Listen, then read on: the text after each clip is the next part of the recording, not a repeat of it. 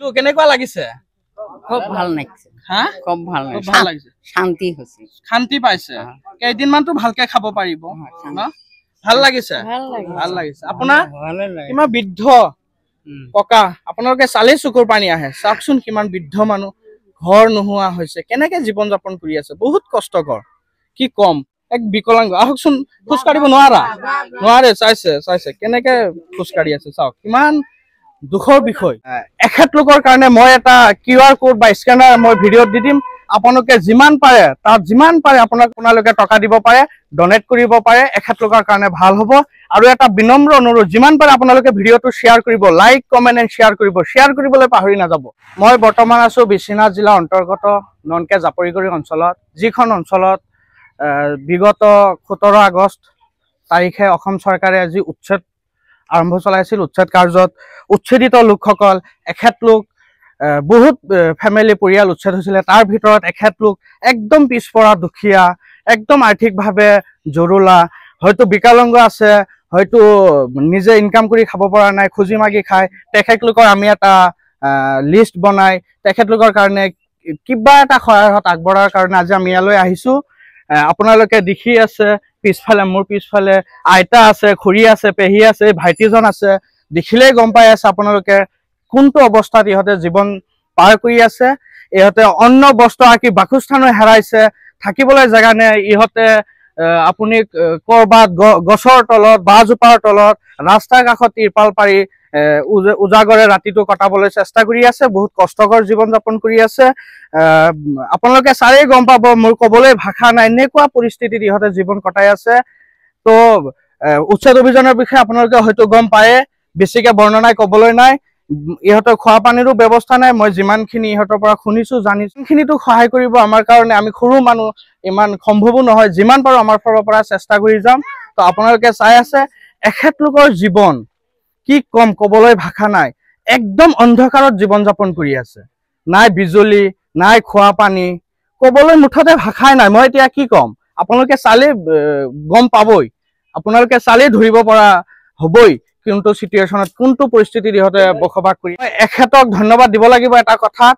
আমি কালি আহি এখেতক সুধিছিলোঁ, আমিতো ভালকে ননকে জাপৰিগুৰি অঞ্চলৰ মানুহখিনিক চিনি নাপাওঁ। এখেতক ধৰাৰ পিছত এখেতে আমাক মানুহখিনি চিনাক্ত কৰি দিছিলে। আজি একগোট হ'বলৈ ইহঁতে যি প্ৰচেষ্টা হাতত লৈছে, এখেতক আমি ধন্যবাদ নিদি থাকিব নোৱাৰিছোঁ। এখেতক অন্তৰৰ পৰা ধন্যবাদ দিছোঁ। আহক আমি আমাৰ বিতৰণী পৰ্বটো আগবঢ়াই ল'বলৈ চেষ্টা কৰি আছোঁ। আপোনালোকে চাই থাকিব। এটা লওক।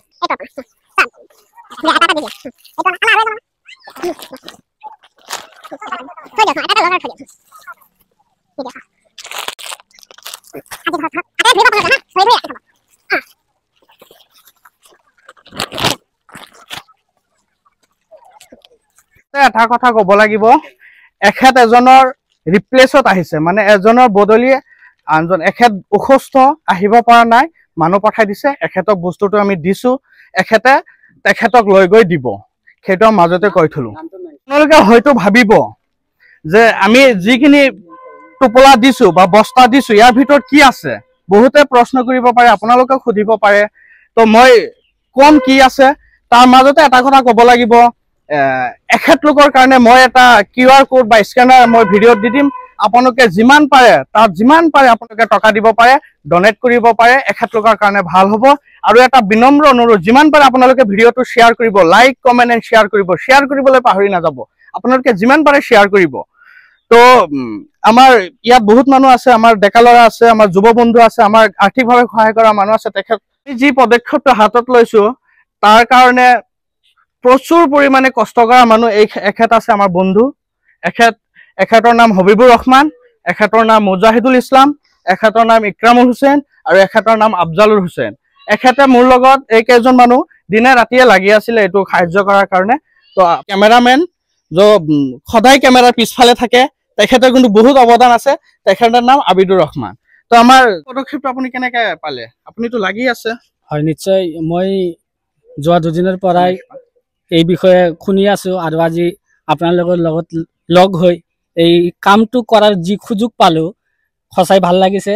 আৰু এটা প্ৰশংসনীয় কাম, যিহেতু অসম চৰকাৰে এইসকল লোকক উচ্ছেদ কৰি দিছে।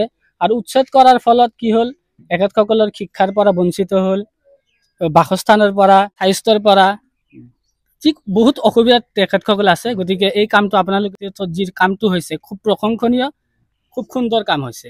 ঠিক আছে, আপোনাৰ ধন্যবাদ থাকিল। কাম কৰিব লাগে, চবে কৰক, আহি এনেকা দৰিদ্ৰ মানুহক সহায় কৰক। চবে এনেকা বিপদৰ টাইমত আমি যিমান পাৰো চবে সহায় কৰিব লাগে। ধন্যবাদ। তো এতিয়া প্ৰশ্ন এটা আপোনালোকে হয়তো সুধিব, টোপোলাৰ ভিতৰত কি আছে। তো মই কৈ দিওঁ, চমুকে কৈ দিওঁ। তাৰ মাজতে এটা কথা কওঁ, আপোনালোকে যিমান পাৰে ভিডিঅ'টো শ্বেয়াৰ কৰিব। আপোনালোকে শ্বেয়াৰ কৰাৰ ফলত এখেতলোকৰ ভাল হ'ব, সুবিধা হ'ব। আপোনালোকে যদি কিবা টকা পইচা দিব বিচাৰে, টকা পইচা দি আপোনালোকে স্ক্ৰীনশ্বট মাৰি মোৰ কমেণ্টত দি দিব। মই এতিয়া কৈ আছো ইয়াৰ ভিতৰত কি আছে। ইয়াৰ ভিতৰত আমি বিশেষ একো দিব পৰা নাই। যিমান পাৰো আমাৰ 10 কেজি মই হেৰি কৰোঁ, মই মেনশ্যন নকৰোঁ কিমান আছে। চাউল আছে, দালি আছে, তেল আছে, নিমখ আছে, আলু আছে, পিঁয়াজ আছে, চয়াবিন আছে, তাৰ ভিতৰত বিস্কুট আছে। আকৌ ইহঁতে যিহেতু তিৰপালৰ তলত থাকে, বজোপাৰ তলত, গছৰ তলত মহে কামোৰে, তাৰ কাৰণে আমি ধূপ দিছো। তেখেতলোকৰ ৰাতি ধূপ জ্বলাই মহৰ পৰা পৰিত্ৰাণ পাবলৈ যিটো প্ৰচেছ, সেইটো আমি অকণমান দিয়াৰ কাৰণে চেষ্টা কৰিছো। তো আপোনালোকে চাই আছে, দিলো। কেনেকুৱা লাগিছে? খুব ভাল লাগিছে। হা, খুব ভাল লাগিছে। শান্তি হৈছে, শান্তি পাইছে। কেইদিনমানতো ভালকে খাব পাৰিব ন? ভাল লাগিছে, ভাল লাগিছে। আপোনাৰ কিমান বৃদ্ধ ককা, আপোনালোকে চালেই চকুৰ পানী আহে। চাওকচোন কিমান বৃদ্ধ মানুহ, ঘৰ নোহোৱা হৈছে, কেনেকে জীৱন যাপন কৰি আছে। বহুত কষ্টকৰ, কি কম। ইফালে আমাৰ ভাইটি এজন আছে, চাওক, এক বিকলাংগ। আহকচোন, খোজকাঢ়িব নোৱাৰে। চাইছে কেনেকে খোজকাঢ়ি আছে, চাওক, কিমান দুখৰ বিষয়। চালেই চকুলো আহি যায়। তো কথা পাতিব পাৰা নোৱাৰে। হ'ব, যি কি নহওক, ইমানেই কলো। আপোনালোকে ভিডিঅ'টো চাই থাকিব। ধন্যবাদ।